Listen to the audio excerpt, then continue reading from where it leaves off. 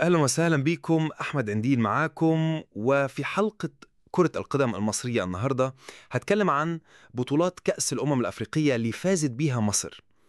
أول بطولة أقيمت بطولة كأس الأمم الأفريقية لكرة القدم للمرة الأولى في عام 1957، وقد استضافتها السودان، وقد شاركت فيها منتخب مصر ومنتخب السودان ومنتخب أثيوبيا ومنتخب جنوب أفريقيا، الذي استبعد من البطولة فيما بعد بسبب اتباع سياسة التفرقة العنصرية بين البيض والسود داخل جنوب أفريقيا. أول مباراة لمصر في دور قبل النهائي كانت 10 فبراير قدام السودان صاحبة الأرض، وفازت مصر على السودان 2-1. أحرز الهدف الأول لمنتخب مصر عطية في الدقيقة 21، ثم أحرزت السودان هدف التعادل عن طريق بشير في الدقيقة 58، ثم أحرزت ديبا هدف الفوز لمنتخب مصر في الدقيقة 72. والمباراة الثانية في نصف النهائي كانت بين أثيوبيا وجنوب أفريقيا، وفازت أثيوبيا 2-0.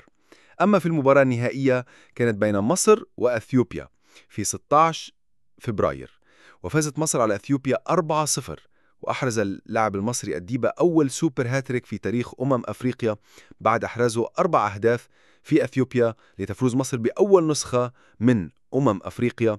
وكان هداف البطولة محمد دياب العطار الشهير بالديبة. وبكده أنا وصلت لأول جزء من حلقة النهاردة اللي كانت عن أول بطولة. أتمنى يكون الفيديو عجبكم. يا ريت ما تنسوش الاشتراك في القناة على اليوتيوب، ولو على الانستجرام أو التيك توك فولو أحمد أنديل. كان معاكم.